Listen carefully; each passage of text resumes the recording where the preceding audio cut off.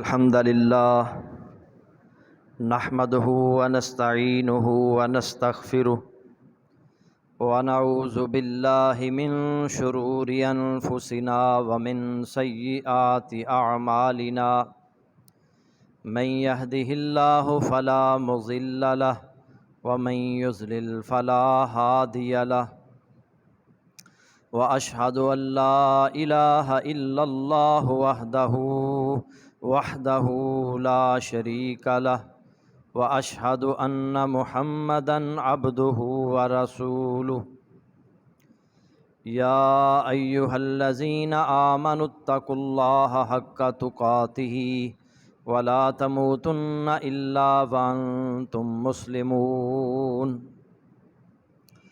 يا أيها الناس اتقوا ربكم الذي خلقكم من نفس واحدة وخلق منها زوجها وبث منهما رجالا كثيرا ونساء واتقوا الله الذي تساءلون به والأرحام إن الله كان عليكم رقيبا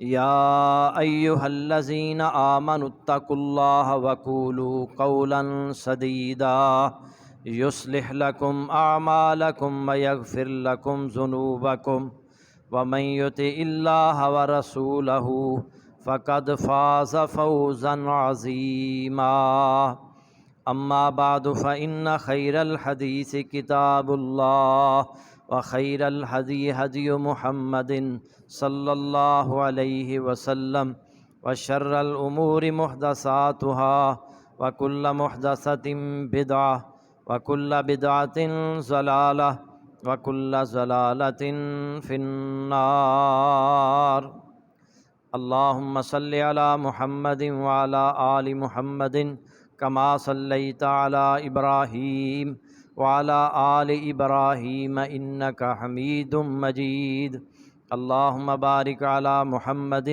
وعلى آل محمد كما باركت على إبراهيم وعلى آل إبراهيم إنك حميد مجيد رب اشرح لي صدري ويسر لي أمري واحلل عقدة من لساني يفقهوا قولي رب زدني علما رب اعوذ بک من همزات الشیاطین واعوذ بک رب ان یحضرون۔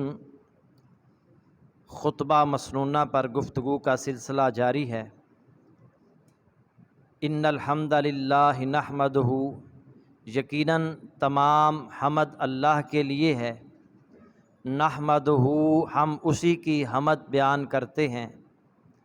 وَنَسْتَعِينُهُ، ہم اسی سے مدد مانگتے ہیں۔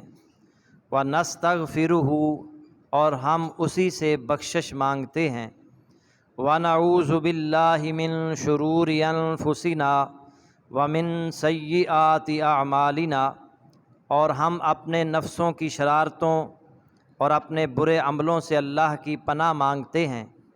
مَن يَهْدِهِ اللَّهُ فَلَا مُضِلَّ لَهُ، جس کو اللہ سیدھی راہ پر چلائے اسے کوئی گمراہ نہیں کر سکتا۔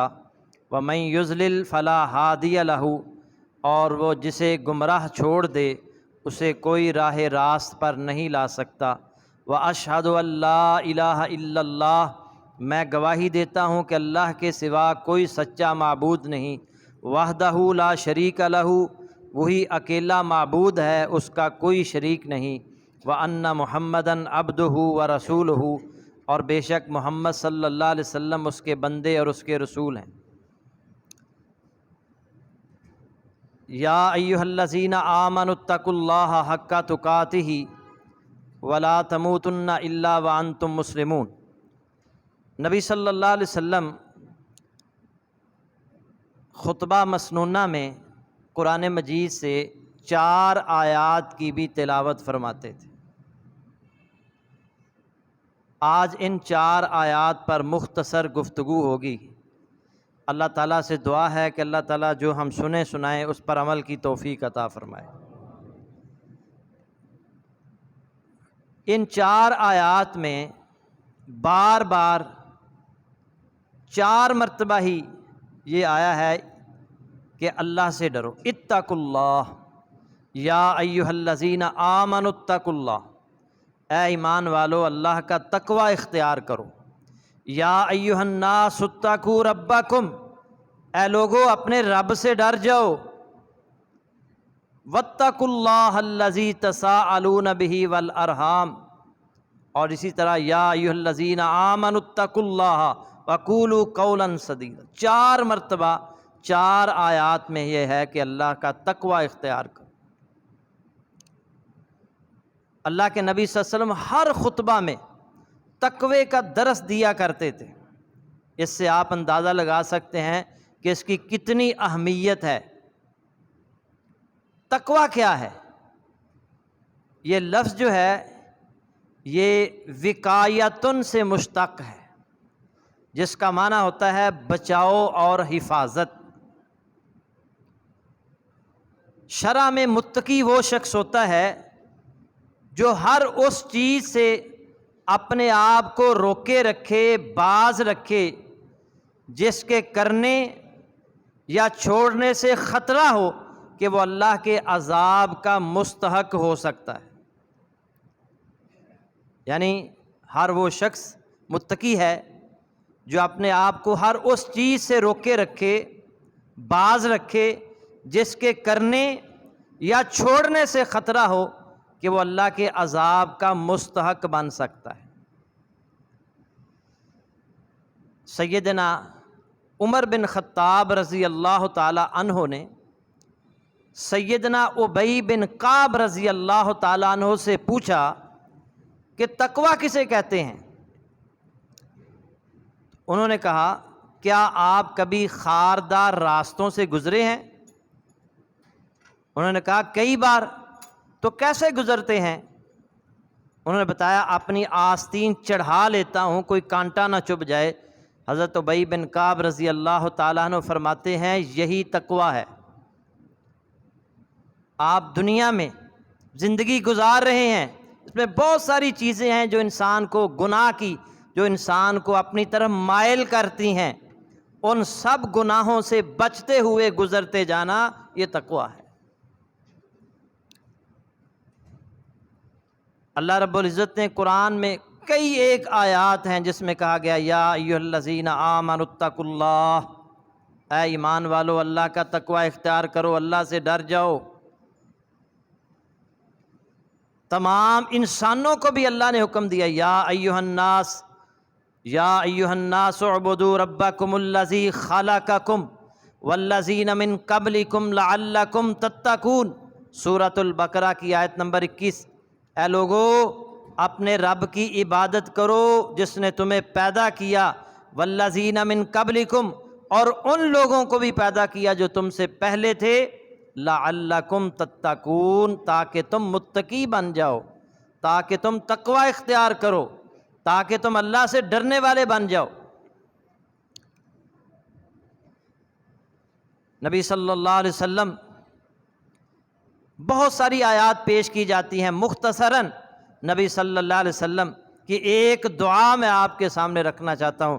اللہ کے نبی صلی اللہ علیہ وسلم تقوی کی اللہ سے دعا کیا کرتے تھے۔ اللہم انی اسألک الہدی والتقی والعفاف والغنی، اے اللہ بلا شبہ میں تجھ سے سوال کرتا ہوں ہدایت کا، تقوی کا، پاک دامنی کا اور تونگری کا۔ اللہ کے نبی صلی اللہ علیہ وسلم اللہ سے سوال کر رہے ہیں ہدایت کا، تقوی کا، پاک دامنی کا اور غنا کا، تونگری کا۔ تو اس سے آپ اندازہ لگا لیں یہ کتنا اہم ہے تقوی۔ اور یاد رکھیں ہم جو اعمال کرتے ہیں، اعمال اللہ متقیوں کے قبول کرتا ہے۔ انما یتقبل اللہ من المتقین، اللہ تعالیٰ تقوی والوں کا ہی عمل قبول کرتے ہیں۔ جو متقی ہوتا ہے اللہ اس کا عمل قبول کرتے ہیں۔ پھر اگر ہم متقی بن جائیں، اللہ سے ڈرنے والے بن جائیں، محتاط زندگی بسر کریں، کوئی ایسا کام نہ کریں جو اللہ کی اور اس کے رسول کی نافرمانی والا ہو، اللہ اور اس کے رسول نے جو کام کرنے کا حکم دیا ہے وہ بجا لائیں، جن سے روکا ہے ان سے رک جائیں، تو پھر اس کی برکات بہت زیادہ حاصل ہوں گی۔ قرآن مجید میں بہت ساری آیات ایسی ہیں جس میں تقوی کی برکات بیان کی گئی ہیں۔ اللہ کے ہاں عزت والا وہ شخص ہے جو متقی ہے۔ ان اکرمکم عند اللہ اتقاکم، بلا شبہ اللہ تعالیٰ کے نزدیک تم میں سب سے زیادہ باعزت وہ ہے جو متقی ہے۔ اللہ کے ہاں عزت اس کی ہے جو تقوی والا ہے، جو متقی ہے، جو محتاط زندگی بسر کرتا ہے، جو اللہ کی نافرمانی اور اس کے رسول کی نافرمانی سے بچتا ہے۔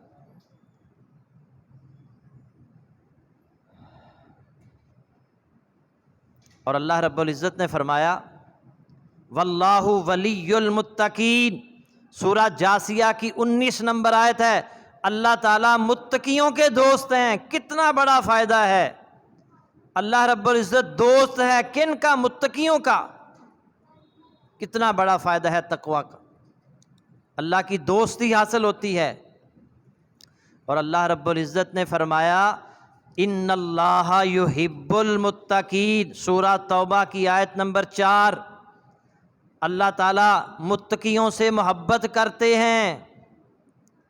محبوب الہی بننے کا ذریعہ تقوی ہے، اللہ کا محبوب بننے کا ذریعہ تقوی ہے۔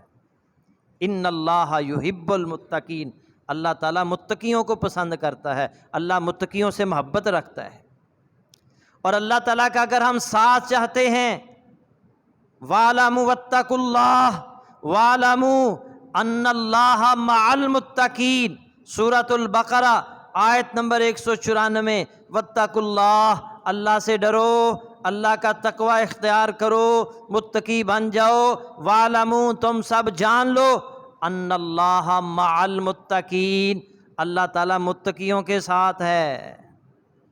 اللہ کا ساتھ نصیب ہوگا، اللہ کا وہ محبوب بن جائے گا، اللہ کا دوست بن جائے گا جو متقی ہے۔ اور پھر سورہ اعراف آیت نمبر 156 میں اللہ نے فرمایا وَرَحْمَتِي وَسِعَتْ كُلَّ شَيْءٍ فَسَأَكْتُبُهَا لِلَّذِينَ يَتَّقُونَ، میری رحمت جو ہے تمام اشیاء کا احاطہ کیے ہوئے ہے، بس میں اس کو ان لوگوں کے لیے ضرور لکھ دوں گا جو تقوی اختیار کرتے ہیں۔ اللہ کی رحمت کن پر ہوگی؟ جو متقی ہیں۔ اللہ کی رحمت کے مستحق متقی بنیں گے۔ مرنے کے بعد اللہ کی رحمت ہر کسی پر نہیں ہوگی، اللہ کی رحمت ایمان والوں پر ہوگی، متقیوں پر ہوگی۔ اور جو تقوی اختیار کرتا ہے، جو اللہ سے ڈرتے ہوئے زندگی بسر کرتا ہے، سورہ الطلاق آیت نمبر 5 میں اللہ نے فرمایا وَمَن يَتَّقِ اللَّهَ يُكَفِّرْ عَنْهُ سَيِّئَاتِهِ وَيُعْظِمْ لَهُ أَجْرًا۔ وَمَن يَتَّقِ اللَّهَ، جو شخص اللہ کا تقوی اختیار کرتا ہے، جو اللہ سے ڈرتے ہوئے زندگی بسر کرتا ہے، یکفر عنہ سیئاتہ، وہ اس کے گناہ معاف فرما دے گا، اللہ اس کے گناہ معاف فرما دے گا، وَيُعْظِمْ لَهُ أَجْرًا، اور اس کو اجر عظیم عطا فرمائے گا۔ گناہوں کی معافی چاہتے ہیں، متقی بن جائیں۔ اور یاد رکھیں جس انسان کے اندر اللہ کا ڈر پیدا ہو جائے، تقوی پیدا ہو جائے، اسے ہدایت پر رکھنے کے لیے پھر کسی اور چیز کی ضرورت نہیں رہتی۔ جو اللہ سے ڈرنے والا ہے وہ جہاں بھی بیٹھا ہوگا کبھی غلط کام نہیں کرے گا۔ جو اللہ سے ڈرنے والا ہے وہ کسی کو دھوکہ نہیں دے گا، کسی کے ساتھ فراڈ نہیں کرے گا۔ اسے پتہ ہے اللہ نے مجھ سے حساب لینا ہے، اللہ کسی وقت بھی مار سکتا ہے، موت دے سکتا ہے، میں اللہ کو کیا جواب دوں گا؟ وہ کسی سے رشوت نہیں لیتا، کسی پر ظلم نہیں کرتا، کسی کا حق نہیں مارتا۔ جب حق نہیں مارے گا، ظلم نہیں کرے گا، تو یقیناً پھر اس سے کبھی کوئی غلطی، کمی، کوتاہی رہ جائے گی، اللہ اسے معاف کر دے گا اس کے تقوی کی وجہ سے۔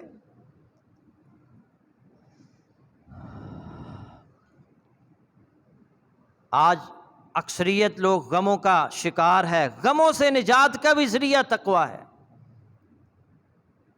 وَمَن يَتَّقِ اللَّهَ يَجْعَل لَّهُ مَخْرَجًا وَيَرْزُقْهُ مِنْ حَيْثُ لَا يَحْتَسِبُ۔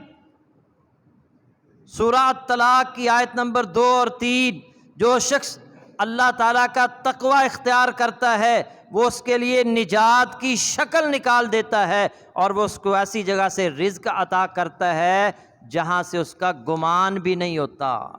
تقوی اختیار کریں، اللہ سے ڈرنے والے بن جائیں، اللہ سے مانگنے والے بن جائیں، اللہ کے لیے آ کر گڑ گڑائیں، اللہ نے جن کاموں سے روکا ہے ان سے رک جائیں، پھر اللہ سے مانگیں گے، اللہ عطا کرے گا۔ یجعل لہ مخرجا کی تفسیر میں عبداللہ بن عباس رضی اللہ تعالیٰ عنہ فرماتے ہیں اللہ تعالیٰ اس کو دنیا اور آخرت کے ہر دکھ سے نجات عطا فرما دیتے ہیں، ہر دکھ سے نجات۔ اور وَيَرْزُقْهُ مِنْ حَيْثُ لَا يَحْتَسِبُ، اور ایسی جگہ سے رزق عطا فرماتے ہیں جہاں سے اس کا گمان بھی نہیں ہوتا۔ اور ڈر کر تو دیکھیں اللہ سے۔ ڈرنا یہ ہے کہ ہم نے اللہ کے احکامات کی پابندی کرنی ہے، جن کاموں سے اس نے روکا ہے ان سے رکنا ہے۔ وَلَوْ أَنَّ أَهْلَ الْقُرَىٰ آمَنُوا وَاتَّقَوْا لَفَتَحْنَا عَلَيْهِمْ بَرَكَاتٍ مِّنَ السَّمَاءِ وَالْأَرْضِ وَلَٰكِن كَذَّبُوا فَأَخَذْنَاهُمْ بِمَا كَانُوا يَكْسِبُونَ۔ سورہ اعراف کی آیت نمبر 96 ہے۔ اگر بستیوں والے ایمان لے آتے اور تقوی اختیار کرتے، لَفَتَحْنَا عَلَيْهِمْ بَرَكَاتٍ مِّنَ السَّمَاءِ وَالْأَرْضِ، تو ہم ان پر آسمان اور زمین کی برکتوں کے دروازے کھول دیتے۔ وَلَٰكِن كَذَّبُوا، لیکن انہوں نے جھٹلا دیا۔ فَأَخَذْنَاهُمْ بِمَا كَانُوا يَكْسِبُونَ، انہوں نے تکذیب کی، انہوں نے جھٹلا دیا، تو ہم نے ان کے اعمال کی وجہ سے انہیں پکڑ لیا۔ اللہ رحمتوں کے دروازے کھول دے گا اگر ہم تقوی اختیار کریں گے، اللہ سے ڈرنے والے بن جائیں گے۔ اور پھر جو متقی ہوتا ہے اللہ تعالیٰ اس کے ہر کام کو آسان کر دیتا ہے۔ سورہ طلاق آیت نمبر 4، وَمَن يَتَّقِ اللَّهَ يَجْعَل لَّهُ مِنْ أَمْرِهِ يُسْرًا، جو شخص اللہ تعالیٰ کا تقوی اختیار کرے گا اللہ تعالیٰ اس کے ہر کام میں آسانی فرما دیں گے، ہر کام میں آسانی۔ اور پھر سورہ مریم کی آیت نمبر 71 اور 72 میں جہنم سے نجات اگر چاہتے ہیں تو متقی بننا ہوگا۔ وَإِن مِّنكُمْ إِلَّا وَارِدُهَا كَانَ عَلَىٰ رَبِّكَ حَتْمًا مَّقْضِيًّا، تم میں سے ہر شخص اس پر سے ضرور گزرے گا۔ جہنم کے اوپر ایک پل ہے، اس پر سے ہر کسی نے گزرنا ہے۔ کان علی ربک حتما مقضیہ، یہ آپ کے رب کا حتمی فیصلہ ہے۔ جہنم کے اوپر جو پل صراط ہے اس سے ہر نبی نے، ہر ولی نے، ہر متقی نے اس میں سے گزر کر، اگر کوئی متقی ہے اور جو نبی ہے، ولی ہے، وہ اس سے گزر کر جنت میں چلا جائے گا، اور جو باقی لوگ ہوں گے وہ جہنم میں گر جائیں گے۔ ثم ننجی الذین اتقوا، پھر ہم تقوی اختیار کرنے والوں کو نجات دیں گے۔ ونذر الظالمین فیہا جثیا، اور ظالموں کو گھٹنوں کے بل اس میں گرا کر چھوڑیں گے۔ جو ظالم ہوں گے وہ نیچے گر جائیں گے، اور متقی اس پل سے آسانی کے ساتھ گزر کر جنت میں داخل ہو جائیں گے۔ جہنم سے نجات کا ذریعہ تقوی ہے، اور جنت کے وارث کون ہوں گے؟ متقی ہوں گے۔ قرآن میں بہت ساری آیات ہیں، تلک الجنۃ التی نورثها من عبادنا من کان تقیا، یہ ہے وہ جنت جس کا ہم اپنے بندوں میں سے ان لوگوں کو وارث بناتے ہیں جو متقی ہوں۔ سورہ مریم کی آیت نمبر 63، سورہ آل عمران کی آیت نمبر 133، وَسَارِعُوا إِلَىٰ مَغْفِرَةٍ مِّن رَبِّكُمْ وَجَنَّةٍ عَرْضُهَا السَّمَاوَاتُ وَالْأَرْضُ، اپنے رب کی مغفرت اور اس جنت کی طرف دوڑ میں ایک دوسرے سے آگے بڑھو جس کا عرض آسمانوں اور زمین کے برابر ہے۔ اعدت للمتقین، وہ جنت اللہ نے متقیوں کے لیے تیار کی ہے۔ مثل الجنت التی وعد المتقون، جس جنت کا متقیوں سے وعدہ کیا گیا ہے، تجری من تحتها الانہار، اس کے نیچے نہریں جاری ہیں، اکلھا دائم وظلھا، اس کا پھل ہمیشہ رہنے والا ہے اور اس کا سایہ بھی ہمیشہ رہنے والا ہے، تلک عقبی الذین اتقوا وعقبی الکافرین النار، یہ ان لوگوں کا انجام ہے جو متقی بنے اور کافروں کا انجام آگ ہے۔ سورہ الرعد کی آیت نمبر 35 اور بہت ساری آیات پیش کی جا سکتی ہیں کہ جنت کے وارث متقی بنیں گے۔ کامیابی چاہتے ہو واتقوا اللہ لعلکم تفلحون، سورۃ البقرہ آیت نمبر 189، آل عمران 130، واتقوا اللہ، اللہ کا تقوی اختیار کرو، متقی بن جاؤ، اللہ سے ڈرو، لعلکم تفلحون، تاکہ تم فلاح پا جاؤ۔